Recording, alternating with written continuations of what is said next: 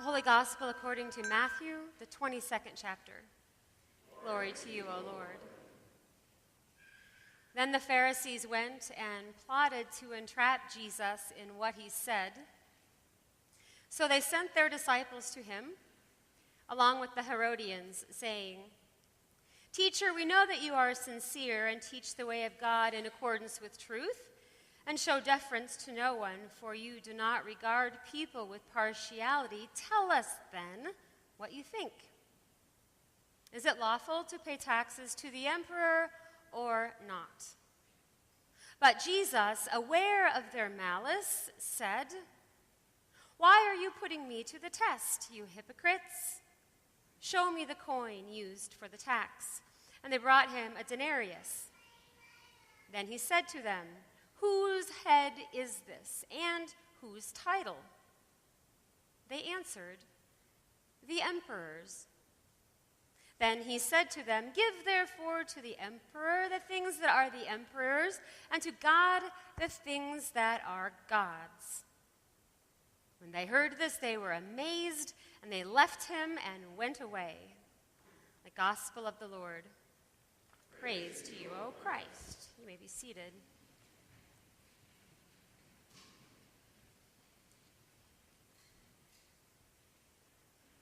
It is fall in Iowa, my favorite time of year. I love this cool weather. I love the food that we eat in the fall. I love the clothing we wear in the fall. I love everything about fall. I especially love Thanksgiving, and I even love Halloween. My kids, though, are very quickly outgrowing the silliness of costumes and such, which I'll admit makes me kind of sad, but I still love it. And I've always been fascinated by the notion of dressing up in costumes. Even as a kid, I well remember the mysterious excitement of wearing a Halloween mask and the anticipation of approaching a door to trick or treat, wondering if the person handing out treats would recognize me underneath my mask. I'm older now, though, and no longer wear a Halloween mask. But there are times I am aware of wearing a different kind of mask, the kind that every Christian wears. What I'm talking about here is what it means to be a Christian in the world and the role that faith plays in being a citizen. This lies at the heart of what's being challenged in this morning's gospel. In this morning's gospel, Jesus finds himself trapped again. This time, however, his enemies have united against him. The Pharisees are trying to trap Jesus in order to find him guilty of some religious trespass, and the Herodians are trying to trap Jesus in order to prevent some Jewish uprising among the Romans. Today, they unite in their attempt to trap Jesus using taxes as their bait. "Jesus," they say, "is it lawful to pay taxes to the emperor or not?" Here they are specifically talking about the poll tax, which was paid using Roman money, bearing the likeness of the Roman Emperor Caesar, causing an obvious conflict for Jews. So Jesus, is it lawful to pay taxes to the emperor or not? The Herodians and the Romans would say absolutely. The Pharisees and the Jews would say absolutely not. The trap is laid. But they forget that this is not Jesus' first rodeo. These guys have been following him around for months, laying similar traps. Aware of their malice, Jesus calls them hypocrites, which in Greek means stage actor, mask wearer. Jesus replies, "Give to the emperor the things that are the emperor's, and give to God the things that are God's." They go away amazed at Jesus' seemingly simple lesson in citizenship. But is Jesus' reply really so simple? On the surface, it appears to be. Give to the government the things that belong to the government. Give to God the things that belong to God. Easy enough, simple enough, but wait just a minute. Isn't there something in Genesis about God creating all things?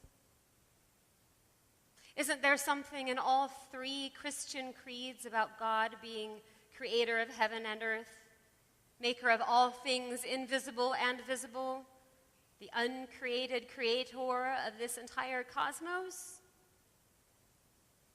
If we confess those things, that God has created all things, and that subsequently all things belong to God, then what in the end is left to belong to the emperor?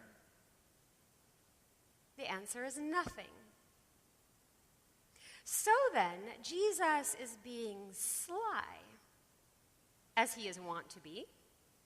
He's being clever, as he is also wont to be. Yet at the same time, he is issuing a protest that is still relevant today. Beware of being a hypocrite, a stage actor, a wearer of masks. Search your heart to determine where your true loyalty lies, with God or with country. Let me be clear here, lest you think this is yet another political sermon. Jesus is not calling for an unpatriotic rebellion against the government, but he is reminding us that there is a time to take the mask of citizenship off. As baptized Christians, we belong first to the kingdom of God, and secondly to the kingdom of this world. We all, from time to time, wear different masks. We do. The mask of the student, employee, husband, wife, child, boss, citizen. We go to class. We work. We fulfill our marital obligations. We obey traffic laws. We take our turn on jury duty. We pay our taxes. These are good things and are part of being Christians in this world. But what about those times when what is happening in the world directly conflicts with who we understand ourselves to be as children of God? Those are the times when the mask comes off. And those are uncomfortable times. Think of some very obvious examples, like Martin Luther King Jr., who decided he could no longer wear a mask that demanded his submission, separation, and silence. He removes his mask and calls for equality among all people, which is a characteristic of the kingdom of God, and he is killed for it. 450 years before him, think of our own Martin Luther, who decided he could no longer wear the mask of obedient servant to a disobedient church. He removes his mask and calls for reformation. And he is hunted by emperor and pope. The question of to whom the Christian swears allegiance is as old as the Bible itself, which is what makes the Bible contemporary and relevant. It's the same question raised by Luther himself way back in 1535. It's a tricky thing to be a Christian in the world. At least it should be, if you're taking your faith seriously. Faith does not call us into comfortable places. Faith calls us into places in this world where prejudice, sexism, domination, tyranny, and abuse abide, and asks us, what are you going to do about this, O Christian? And in those situations, we have to decide which mask we're going to wear, if any. Our Quaker brothers and sisters do not say the Pledge of Allegiance. Our Amish and Mennonite brothers and sisters do not register for selective service. These are examples of times when Christians have decided to respectfully remove their mask of citizenship in the name of faith. Now, the thing about masks that gets us into trouble, though, which Jesus calls the Pharisees and the Herodians on, is when the mask begins to transform us into the likeness of the mask itself. In other words, it's a problem when the one wearing the mask of a witch begins to think that she is a witch and act as such. Or when the one wearing the mask of a zombie begins to think he is a zombie and act as such. When the one wearing the mask of a monster begins to think he is a monster and to act as such, when the likeness and the being get confused and melded together, there's a problem.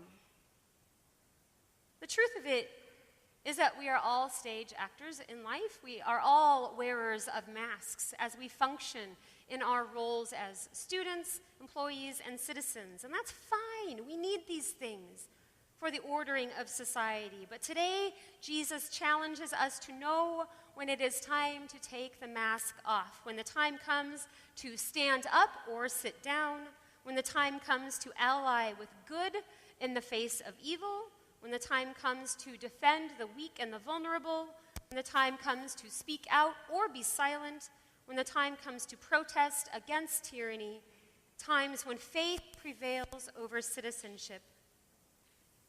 Jesus today calls us out of our collective amnesia and reminds us who we really are, lest we have forgotten.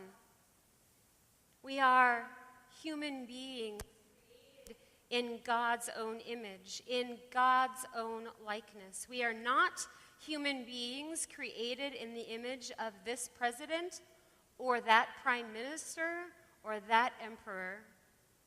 We are created in the image of God, from whom all things originate and to whom all things belong, who came to us as a human being named Jesus the Christ, who intentionally placed himself in uncomfortable places where faith intersects with the world, and who consistently loved those whom the world despised, who brought good news to the poor, who touched the diseased, who forgave the disgraced, who gave his life not for some select elite group, but for all people. That's the God in whose image we are created. Be a stage actor, play the part, and wear the mask. But do not forget who you really are, child of God. And be ever ready and ever willing to remove your mask so that others may see God's very image in your very face. Amen.